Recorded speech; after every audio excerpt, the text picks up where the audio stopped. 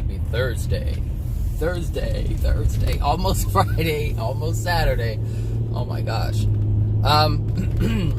So this morning, I think I'll mix a whole bunch of things together, since everything is connected. If you haven't noticed, everything is connected. Every single thing. But a couple of days ago, Jim Carrey came to mind. And his New Age beliefs, or metaphysical beliefs. There is, let me see. New Age. So you hear me talk a lot about New Agers and how they're false beliefs. However, they do exist. The metaphysical world does exist. The metaphysical world is the equivalent to the physical. It's just a non-physical. It's just beyond the physical. But a lot of things in metaphysics explain the things of the physical. And so, just as you have individuals who only focus on the physical on Earth, that type of belief system that they have where that's all they focus on, and they believe that, everything comes, because Egyptians are big on that. They believe the metaphysical aspects of the physical. I heard someone talk about this before. It's like how everything has energy. That's true. We can touch things and they have physicality to it, but there is also a metaphysical aspect of all things that are physical. So whether you're focusing, whether you're a botanist and you just focus on the physical, the effects of the metaphysical, or you just focus on the energy of the physical, which is the metaphysical, it's still the same thing. It is still the same thing. So some scientists or geologists, I believe they're called, will study rocks and crystals and things like that. That is a physical aspect of that which they're working with. Then you have the energy people, the metaphysical people, who focus on the energy of that which exists.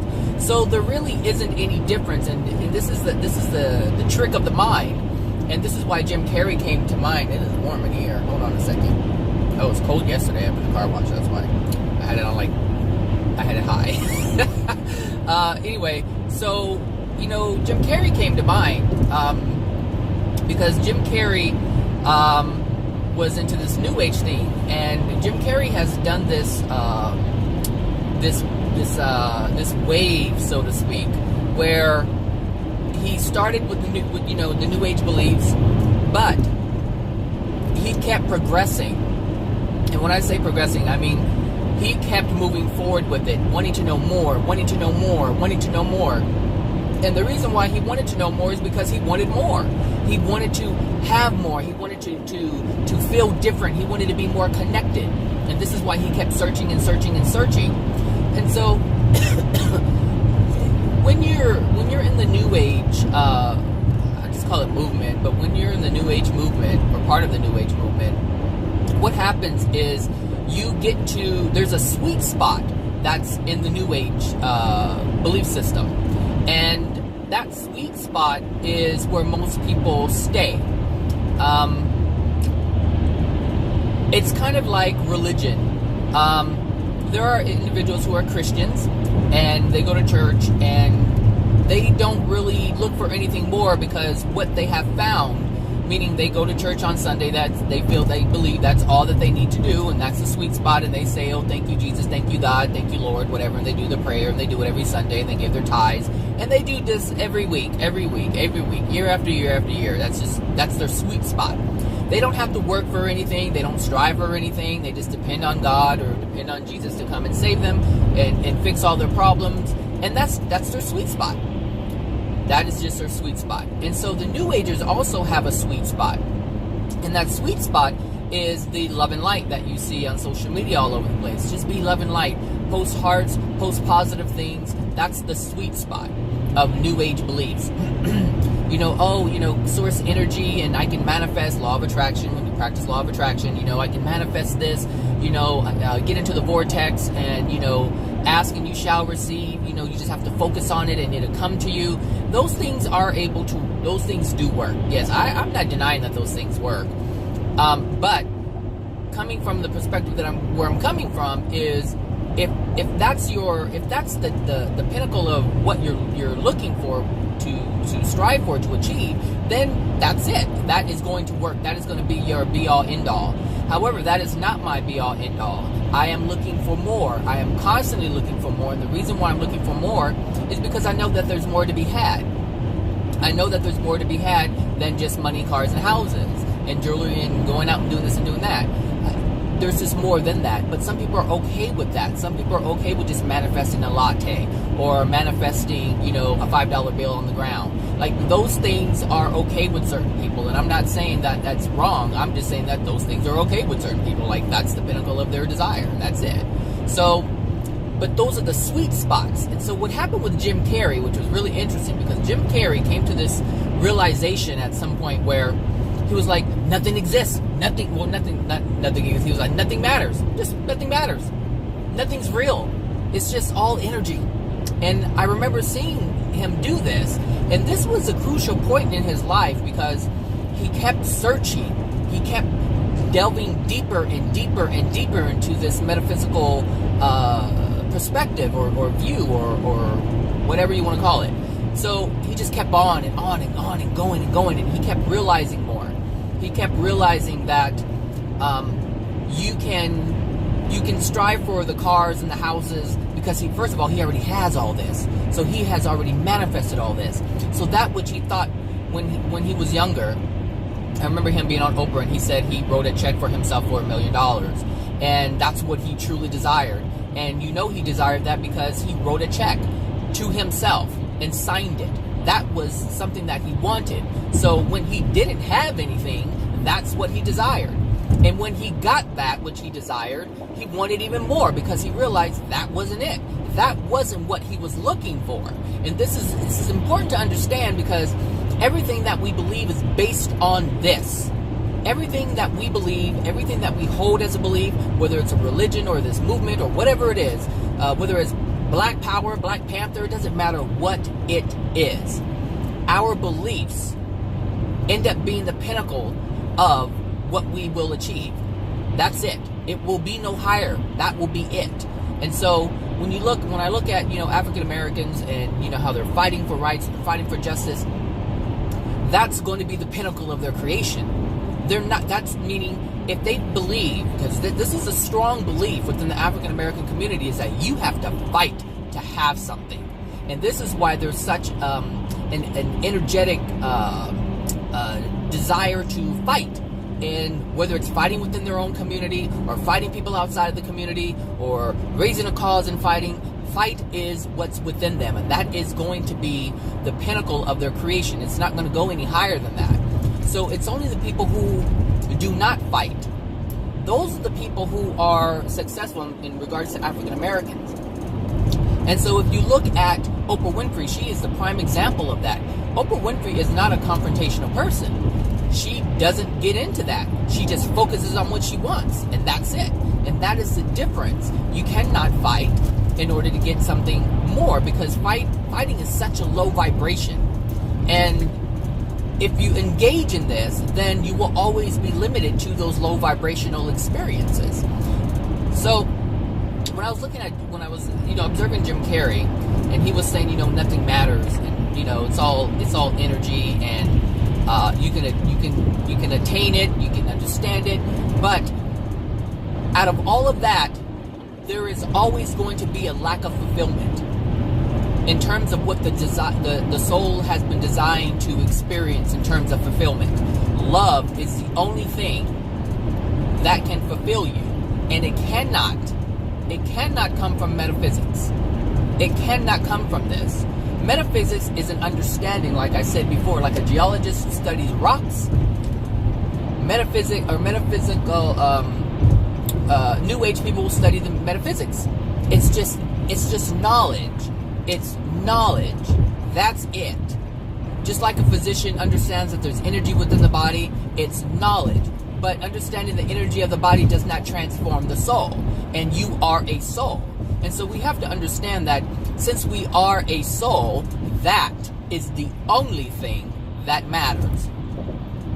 People who focus on the physical or the metaphysical, just the word alone, metaphysical, has the word physical in it. So it should tell you that it's no different than just the physical.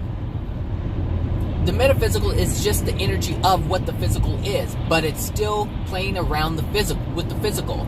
The soul is energetic. It is complete energy. That's it. And so you have to focus on emotions. You can't see emotions. You can see the effects of it, but you can't see the emotions. It's just pure energy. So you have to focus on the soul. That's the only thing that matters. And Jim Carrey has come to this realization, because I was, yesterday I was at work and I looked up Jim Carrey and I came across something, and it was from last year, and the end of last year, I believe, in October or something like that. And someone had written, has Jim Carrey professed his belief in Christianity, or professes Christianity beliefs or something, or ties or something like that? I can't remember exactly what it was, but that's what it was. And so I read a little bit, and of course they had the little excerpts of, his comments, quotations about what he said about, and he mentioned Jesus. And this is interesting because Jesus is like, if you believe in metaphysics, you're really not focused on Jesus, because Jesus has a tie to, or a strong relation, or a relationship with God. And people who study New Ages really don't have much to do with God. They believe in this energy, this energetic field that's out there, that is some kind of intelligence that has put everything together. And this is how people look at themselves as gods, because they don't recognize anything higher than themselves other than the energy out there, and they believe that they're part of the energy, which they come to the conclusion that they're gods. And so this is how they create. And since they have this understanding that we are creators, then they think that they are the universe. Some people truly believe that they are the universe. And the thing with that is, yesterday I made a video about God's Wi-Fi, and I was explaining how I was explaining the correlations between God's laws in the universe and how God creates, and the results of God's creations, and how we create. And we create exactly the same way. We just create with a different energy. There's a huge degree of unloving things within us, and that comes out in our creations. This is why we have all this crappy food, and everything that we do is destroying something else in order to have it. So, this is all this, I was just pointing out the correlations. And you don't have to do anything, but I'm just saying, it would be wise if you were to observe what I'm saying. When we desire something in life, we want to do something in life, whether it is playing music, or dancing, or becoming a lawyer, or a doctor, or being a mechanic. Understand that in order for us to have, unless it's just a desire that's from within you, but usually what happens is we see something and we're like, oh, that's so cool, or oh, I like doing that. But understand that we are recognizing that someone else is doing it. So we are observing someone else in action, and we want to follow those footsteps. And most people, well, I don't want to say most, but there's some people who want to go beyond what they see. They want to be better than the person that they're observing. And some people want to be just like the person they're observing. But at some point, you always want to be that person you're observing. So if you're a singer, you're going to have someone that you look up to. So if you're a dancer and you like the way Janet Jackson dances, then you're going to aspire to be just like Janet Jackson. And if it's something that's within you, then you're going to strive to be even better than that. You're going to try to perfect your craft to a degree where it's just beyond what you have noticed within that person. And so if you understand that this is how we operate, like even a child will, a little boy or even a little girl will look at their father and say, wow, I want to be just like dad. Dad does this and dad does that. Or I want to be just like mom. Mom does this and mom does that. understand that we are looking up to someone and we are using them as the benchmark to become what it is that we are going to become. We use our idols, we call them idols, those who we look up to, we use them as a benchmark of perfection. And we're like, wow, look at that, that's so cool. Even like when I was a kid, I saw these big old yellow, what do you call those things? Well, first of all, they're toys, they're called Tonka toys, but there's a real name for the big ones that we actually use as adults, and I can't remember what they're called. But anyway, those big yellow machines that do dirt. They move dirt around. So those things, they fascinated me. I was like, wow, that's so cool. And I've always wanted to operate one of those when I was a kid. And I was like, wow, but I was looking up to the person who was being able to operate that. And later on, I actually realized that, that's not what I wanted. The actual thing is cool, but to actually do that, I really don't want to do that. But there's other things that I liked. So there's other people that I looked up to and I wanted to emulate them. And so we have to understand that we're always looking up to someone, and we take that and we change ourselves, we morph ourselves to become that which we are looking up to. And so we try to be that. And so when you have this new age thought, this new age idea, it goes against everything that you have learned as a child in terms of how to create and be better. You see, New Agers have this belief where they don't believe in God. They believe in this elusive energy that's just floating around out there. It's just there. It's an energy that's just part of everything, and there's no person to look up to. There's no person to try to be like. But we have to understand that is our nature, to be like, to look up to. And this is why Christians, they have the Bible and they try to be more godlike. It's in the Bible to be more godlike. Well, that is a being that you try to strive for. And if you know what God is love. And so if you try to be more loving, then you have to have a benchmark. And an elusive energy is not a benchmark. When a New Ager says they want to be love, they're taking their own situation, what they believe is love, and using it as the benchmark. Is this it? No, that's a different Cadillac. That Cadillac man is stuck in my head. This one has hair. The other one was bald. I'll get over here so I can make room for someone else who needs to get in. So when we look at New Agers, this is what Jim Carrey was experiencing in this New Age thing. He had gotten to a point where he didn't believe in anything. And this is he got out of the sweet spot, is what I'm saying. He got to the sweet spot. I know he got to the sweet spot. And if you listen to his speeches, if you just look up his speeches from like way back in the day when he started speaking at colleges and things like that, you can see his transition and how he was more loving. He just was at peace. He was at ease. And he was just saying, everything's about love, to be more loving, oneness, a unity, to coming together. But Jim Carrey wanted more. So he kept searching and searching. And then he started to find out the truths about things. And the truth is, everything is just physical. It's just physical. It's just things. The soul is the only thing that's important. And so as he was realizing this, he was understanding that this stuff really doesn't matter. The money, the cars, the houses, the recognition from people. He was understanding that this wasn't what was going to give or lead to joy and happiness. And if you look at his I keep saying progression, but if you look at his transition, I'll use progression. If you look at it, because he is progressing, so if you look at his progression, you'll see that he went from a smiling person to a very serious person.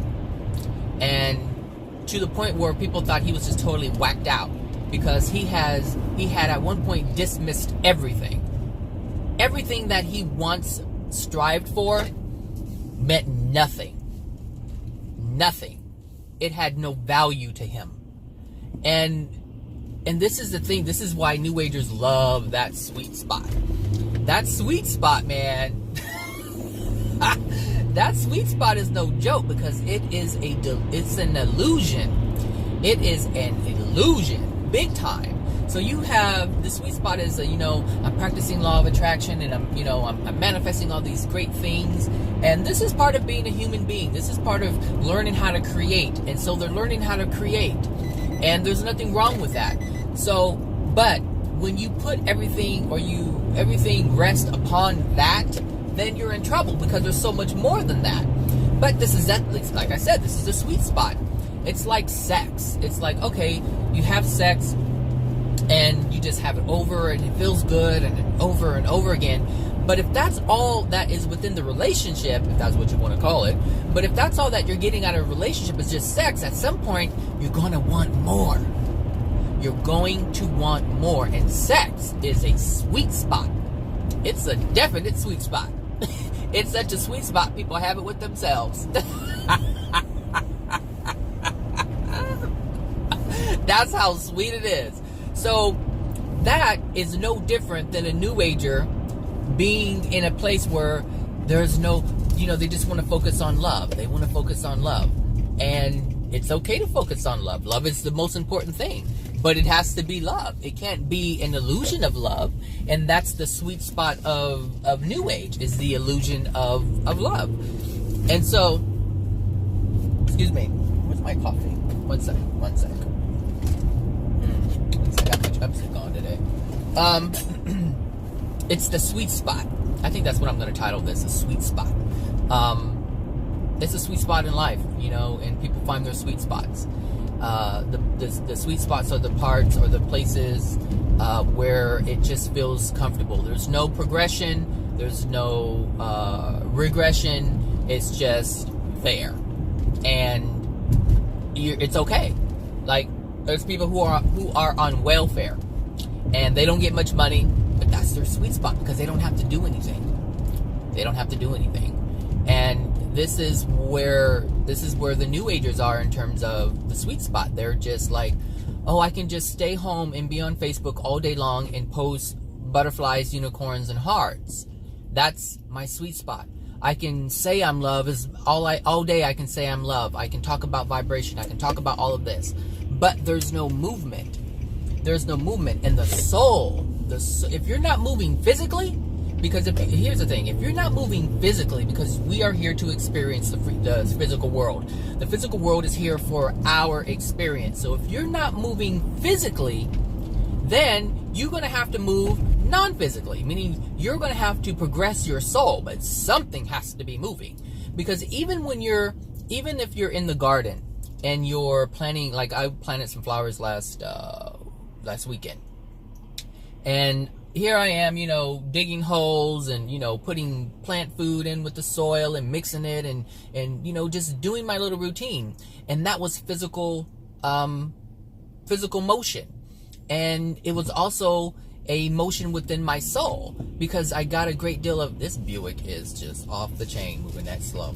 Then again, it's a Buick, but whatever. So, there was something that was ignited within my soul. I was enjoying what I was doing. It was bringing me a great deal of happiness and joy, and I had fun, and that was just it. But I was in motion. Now, take that and compare it to sitting on the couch watching a movie, or watching TV, or watching something. That is no different than sitting on the couch and being on Facebook. Do you understand? There is no motion at all other than your thumbs. But you're not progressing. So, especially if you're sharing, you're really not progressing. But if you're coming up with thought, if you're sharing your thoughts with people, then yes, you are activating your mind, you're thinking, and things are happening. But if you're just like love and light, every day, how does Abraham Hicks go? Every day, all day. I like when she says that. all day. If you know Abraham Hicks, you know what I'm talking about. So we have to be in, something has to happen. Something needs to be in motion. And so when going back to Jim Carrey, he was in this transitional progression, and it was like I don't know, you can just see it. And at the end, he wasn't happy. He knew all of this different information. He understood the physicality and like the metaphysics aspect of it. He understood all of this stuff, the universe and the energy, and he knew it. I mean, he knew it. He knew it so well, he understood that it didn't mean anything. However, everything means something. You see, it's not about knowing that there's energy within a flower. It's not just about that. It's not just about knowing that the trees that are on this scene right here have an energy underneath, and that is what's causing the leaves to be here in the physical world. It's not about that. It's about being able to look at that tree and say, wow, it's such a beautiful creation. Wow, look how magnificent it is. Look how it grows. Look how it expands. Look how it arches over. And the same thing with the flower. Look how beautiful it is. You know, you have the experience of what a flower smells like, the scent of a flower, and they're all different. They're just all different. A rose has a different fragrance than lavender. You know, it's just, these are the things that bring you joy and happiness. These are the things that really matter. So it's not the fact that it's the physical thing, it's what you get from that physical thing. So it's not about the sex, it's what you feel from the sex. Do you understand? It's not the flower. Look, you're gonna have me stop my car and get out in a minute. Because you really, look, that's just you doing too much back there. Gonna let my rage out. Don't let my soul come out. There's still some darkness in my soul. I know that. So anyway, it's about the experience that we get from the physical things. And this car ahead of me thought I was honking at him, and now he's trying to play, you know, like put his brakes on for no reason, just to slow me down. You see, people are just, you know, whatever. You go slow as you want to go. You're the one. Oh Lord Jesus. Ooh, and he's a Lyft driver. No, stop that nonsense. He's getting all the way over in the fast lane. He's going that slow. Well, I know he's gonna piss a lot of people off. Anyway, so, you know, it's like when we look at the flowers and we look at even buildings, when you just look at the buildings, like, you know, these skyscrapers that, you know, are here, and how it's all glass, and that's such a contrast from, you know, 50 years ago, you know, when, you know, buildings were made out of mainly concrete and the windows were so small. You know, it's just different. It's like you look at it and it's like, wow, there's a building it's not made out of glass, but it's made out of glass, and the whole thing is glass. And that couldn't have even been a thing back in the day, because one, we didn't have the knowledge humanity didn't have the knowledge in order to create something like that. But what I'm saying is, it's all about the experience. The soul is experiencing. That's it.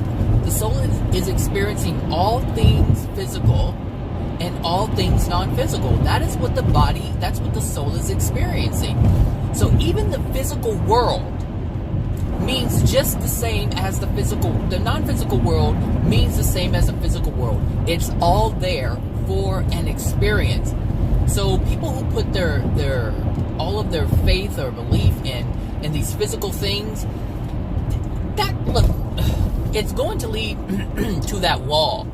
It's going to lead to that wall. And let me see. It's kind of like this. Well, let me just do this. It's like if you have a child, okay? And this, maybe you'll be able to relate to this or not, even if you don't have children. I don't know. Maybe I can find a different example, but for now I'm using the children. If you are a parent and you have a child, the only thing that matters to you is your child's happiness. It doesn't matter if your child has a car. It doesn't matter if your child has, you know, paper and pencils. Yes, you want them to have those things, but you want them to have those things so that they can achieve the things that are going to make them happy. That's the only thing that you want. That's the only thing that you desire, is that your child be happy. That's all you want. You just want your child to be happy. If your child ends up being gay, or you find out that your child is gay and you don't have a problem with it, it's because you don't care about that. You just want your child to be happy. If your child is born without legs or arms, you don't care about that. You just want your child to be happy. You want your child to know that you love them. That's all that you care about. And so when you look at God and God's children, then you can understand, hopefully you can see it. If you don't understand it, at least you can possibly see it, that that's all God wants. And God has given you all of these things. God has given us all of these things so that we can be happy. That's why they're here. It's not that these things are pointless and worthless. They are tools. They are just things for us to enjoy. And the knowledge that we have, the creative power that we have, is for us to be happy. It's for us to have, to enjoy and marvel at ourselves and what we are able to create. Because God is looking at His creation, He's like, wow, I fucking did that. Look, I mean, of course He's not using that terminology, but He's looking at His creation, He's like, wow, I've created a perfect system. This is freaking amazing. And every time you mess up, every time you make a decision that is out of harmony with love, you're going to get a corrective message. And that is God's system at play, which is what I was alluding to yesterday in my previous video of the God's Wi-Fi and programs and protocols and rules and laws. Like when you look at that and we make a decision that is out of harmony with love, because this is how you have to look at it from God. It always has to be from God's perspective. God has to be that benchmark. And I'm glad I mentioned benchmark, because that was really the crux of this video. For the reason, the crux of the reason for the video. Anyway, when you look at the system, God created a system. He's like, I created this perfect system. The system is created in love. Everything that I have created, all the laws, all the protocols, all the programs are made in love. Everything is designed to bring my children back into harmony with love if they have strayed. If they did not stray from love, then these things will take place. There are programs for everything. There are protocols in place for everything. If you make a loving decision, this protocol is engaged. If you make a wrong decision, meaning an unloving, because everything is based on love. So it's either going to be an unloving decision or an unloving decision. So, did I say loving, unloving? I don't know, loving decision or unloving decision. Anyway, when you make these decisions, there is always going to be a response. There's a feedback system. And so every time we use our free will to do something in action, even if it's a thought, then there is going to be a feedback. There's going to be some feedback, and a protocol is going to be initiated, and then you're going to feel what that is. It's kind of like the Pavlov thing. If the dog does this, then it's going to get this as a response. So if you make a loving decision, you're going to get a loving response. You're going to get something that's going to come back to you to let you know that you're on the right track in terms of love. If you do something that's out of harmony with love, then you're going to get feedback from the protocol that has been engaged based on your decision. And so when you look at this program, you look at the system, and God is like, wow, I've created this. And I have so much love for my children. I want them to have the best experience that they can possibly have and progress and experience things that not even they can imagine. That's it. That's the whole thing. And so this, when Zachary does something and it is in harmony with love, I will do this. I will have this protocol will be initiated to let him know he's on the right track. Or if he does something that's out of harmony with love, this protocol will be enacted to let him know that he is off track. And this is a system that is in place. But if you understand that it is the same, it's coming from the same place, the same love that you have for your child is the same love that God has for His children, His souls, which are His children. So when we look at it, it's the same thing. It's the same thing. And I said yesterday that we create just like God creates. It's just not on the scale that our Creator is able to create. However, we can't get to a point where we're able to do things that God is able to do. For instance, in the spirit world, in certain dimensions, you are able to create animals. Well, God created all the animals. God created all the animals. But who's to say that later on, because if they're creating animals, if we, our souls, are getting to a certain place where we're creating animals, then we are now, how would I put that? We are now carrying out creations that we at one time thought only the Creator could do. But if you increase your soul condition in terms of love, then you are awarded these. It's almost like playing a video game. You know, it's like, well, I'm old, so I remember The Legend of Zelda. It's like you create, you know, it's like The Legend of Zelda. You start off with nothing but this rinky-dink wooden sword, and you don't have a lot of power. You can't keep going because you don't have, there's little hearts. This is interesting because there's little hearts, and that was your life, the power for your life. And I think you started with 3. And every time something dark or a monster touched you, then your heart would go down, like you would have half a heart less. And so as you move forward and you unlock these doors and you solve the codes, because there's these things you have to get in order to get something else, and that something else is the key to unlock the next door that opens up a whole new possibility for you to experience the game differently. So sometimes, you know, you would find a fairy, and the fairy would bring you more life to your little man, your little character. Sorry, somebody was they were gonna try it. They saw me coming over, they were gonna try it. Anyway, so it's just like that. As you increase your hearts, because I think you get like a potion, and then you get more. You have more than 3 hearts. You have like 10 hearts, and now you have more. You can experience more because you have more life or whatever. But you get shields, different shields that are made out of metal, and some of them are like platinum or titanium, and so it has more protection. And that is no different. It's no different in life. We do, when we increase our soul in love, we are awarded different things that allow us to do things that are just a different experience. Allows us to experience more, and more freely. We're not limited. So like I said, like you get touched 6 times and you die, you know, in the little video game. But if you get more hearts, you can get touched a whole bunch of times by these monsters and you don't die, meaning you can go further. And so this is the same thing in life. As you increase the love within your soul, you're able to experience things differently and go further and experience more and explore more and discover more. That is the whole point. The physical things don't matter. So if you're focusing on physical things, kind of reminds me of the guy with the, you know, who's that kinetic belief system, the kinetic something, whatever it is. He's focused on the physical. He's focused on the ETs and the aliens. And that's fine. They do exist. But all that is showing you is that there are other things out there. Other things out there to explore and experience. And so the thing is, if you have a near-death experience and you see an alien, and that was just for a moment, but now you're back on Earth and you're just having this regular life where you have to go to work and make money to live, then what good is that experience if you can't experience that all the time? So the whole point is to increase your... See, that was just what is it, like a picture, a snapshot of what is and what could be and what's out there.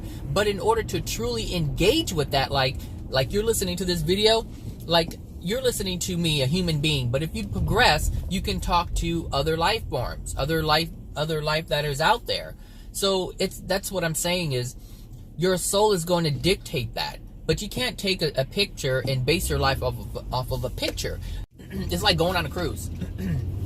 You want to go on a cruise, you're looking at the brochure and you have all these pictures and like, yeah, oh my gosh, that's so amazing, that can be had. And you're looking at the buffet and you're looking at the different games and all the different activities on the ship, and you're just thinking about it, and it's like, wow, that's so cool, and you're imagining how it could be to experience and interact with all those things that are there.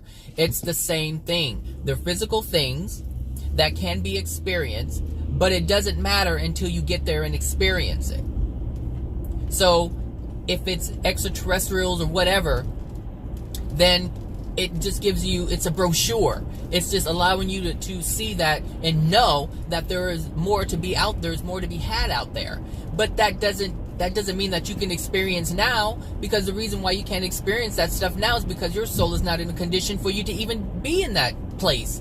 So this is what I'm saying. Your soul is the most important thing to work on. Your soul progression. And so when you look at the benchmark, so the New Agers are using this. I'm stop right here. I need more time for my video. When you say you're God, you're using yourself as a benchmark. And if you are suffering in any way, shape, or form, then you are not in a place of pure love. You're in a place of suffering. You're in a place of lacking love. And so when you use your version of love as a benchmark, and your love can't even grant you all the things that you desire, you should probably reevaluate this. But this is what I said before. I was alluding to before. God is the benchmark. Janet Jackson is the benchmark if you're looking to dance. Maybe Patti LaBelle is the benchmark for how to sing. But they're benchmarks. But they are limiting benchmarks. So at some point you want to be better than that. So let me go up here. Get out of this red zone. No po swoop up on me. So when we look at what we use as the deciding factor, or like I said, like the benchmark, the deciding or the point at which we look at that dictates what the best is, we need to be very mindful of what we're doing. We have to look at this and say, hey, look, well, understand what love is, first of all. And this is the thing. If you don't know what love is, you're not going to see this. You're not going to see this. It's not going to make any sense, because your version of love is the version of love that you have been taught, and it's all that you have ever known. You don't know anything other than that, anything past that. This is why I say it's so important to find out what love is. And if you listen to AJ, then you will know exactly what love is, and you can see it.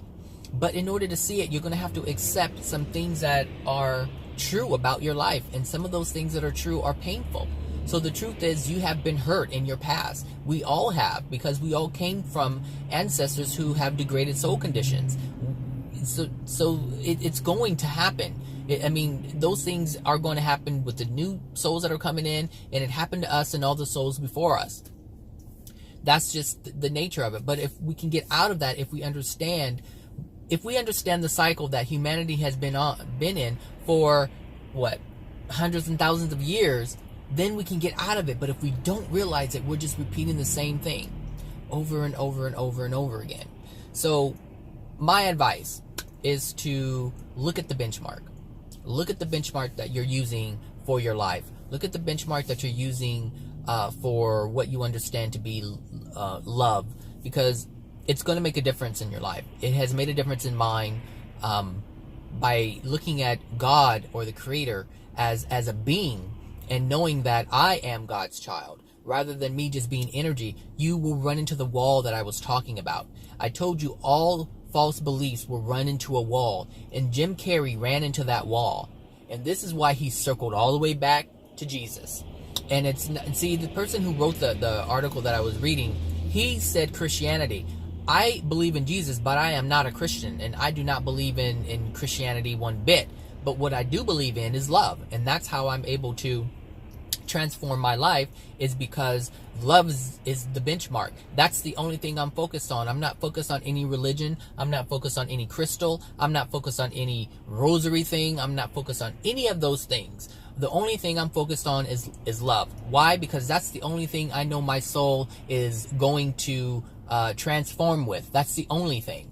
And I know that life cannot be transformed without a transformation of the soul. And I understand that the soul is just needing love. That's all that the soul is going to be able to use to sustain itself, to expand, to discover more. That is the only thing. So I'm not going to focus on trees. I'm not going to focus on flowers. I'm not going to focus on those things. However, I'm going to look at the trees. I'm going to look at the flowers. I'm going to look at man's creation and marvel at what has been created from both God and man, because I'm recognizing both. I'm recognizing God's ability to create, and I'm recognizing our souls and its ability to create. I'm just looking at the ability of creation, and all that ability of creation comes from love. All right, everybody, that's it. So have a great Thursday, and I'll talk to you soon. Bye now.